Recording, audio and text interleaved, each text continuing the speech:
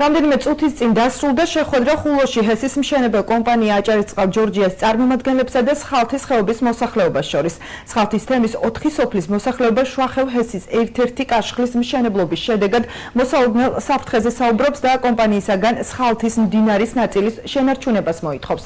ადგილობრივების თქმით, მდინარეს სარწყავად იყენებენ, მისი დაშრობის შემთხვევაში კი საძოვრებზე პირუტყვის ვერ გაიყვანენ და მიწისნაკვეთებს ვერ დაამუშავებენ.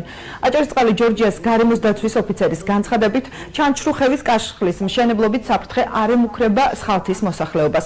კომპანიის წარმომადგენლის ზვია დიესამიძის განცხადებით, მოსახლეობის მოთხოვნებს კომპანიაში 10 დღის ვადაში განიხილავენ.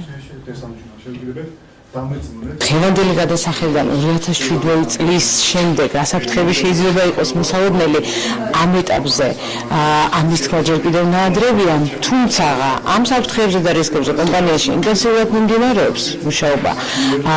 აქ ჩართული არიან როგორც ადგილობრივი, ისე საერთაშორისო დონის მაღალკვალიფიციური სპეციალისტები, რომლებიც აფასებენ ამ ყველა რისკებს და შესაბამისად შემუშავებულია მთელი რიგი საკომპენსაციო და შემარბილებელი ღონისძიებები. ჩემს გვერდით არის 4 სოფელი, რომელიც გამოვედით მდინარის სანახევროდ დარჩენის გულისთვის, იმისთვის რომ მდინარეს ჩვენ სარგებლობთ, სარწყავად, საბალახო ტერიტორიების მესაქონლეობის გადასარჩენად. თუ ჩვენ ეს მდინარე არ გვექნება სხალთაში, ჩვენ მე მგონი აუცილებლად განსახლებას ვერ გვემდებარებით.